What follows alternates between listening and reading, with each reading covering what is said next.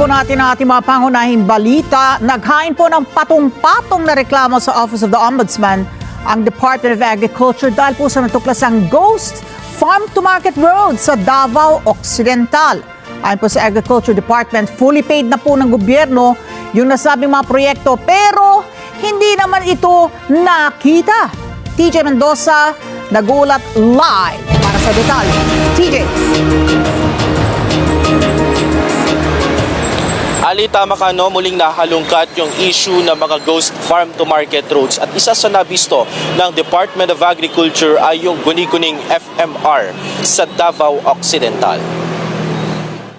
8 ghost farm-to-market roads ang nadiskubre ng Department of Agriculture sa Davao Occidental na nagkakahalaga ng 94 million pesos.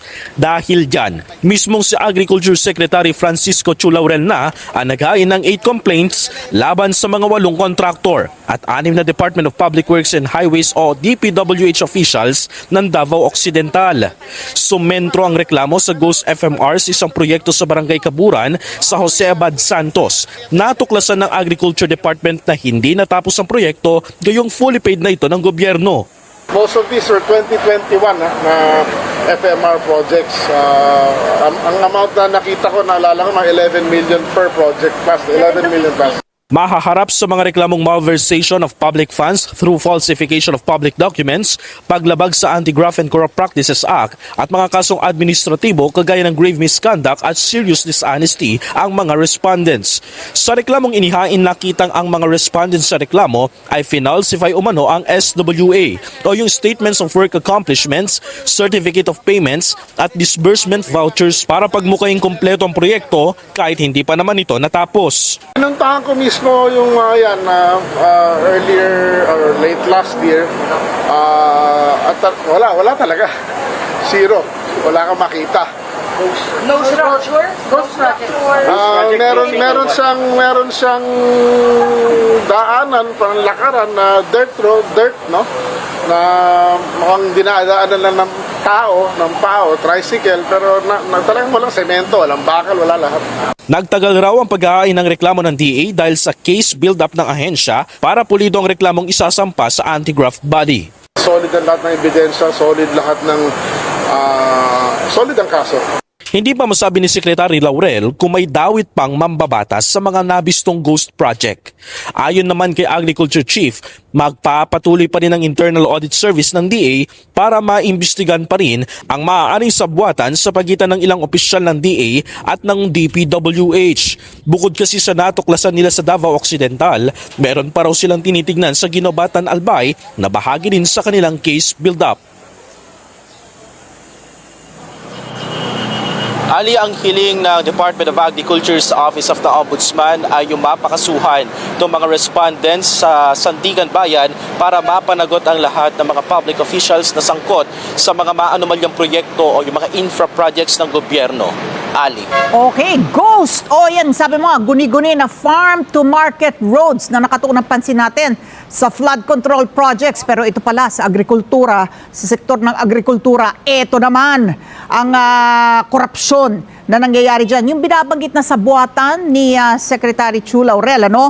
Ito, mga private contractors, DPWH, mga regional officers yan. Sa mga LGU, paano lalaliman pa ito? Na kasi I'm sure yung sa buwatan na yan, hindi natatapos sa kontratista at saka sa mga opisyal ng DPWH. Sa DA, wala bang kasabwat?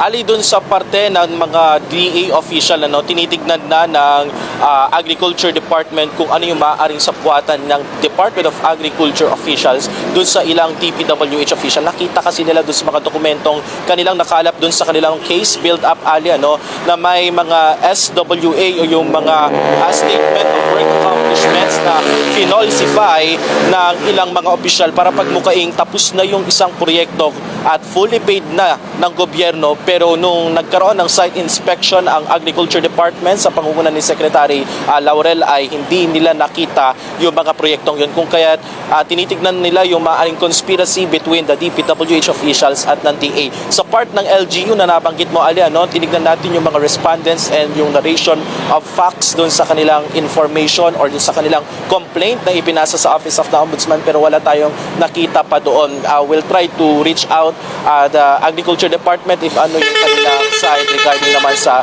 maaaring sabwatan between the LGUs, Ali.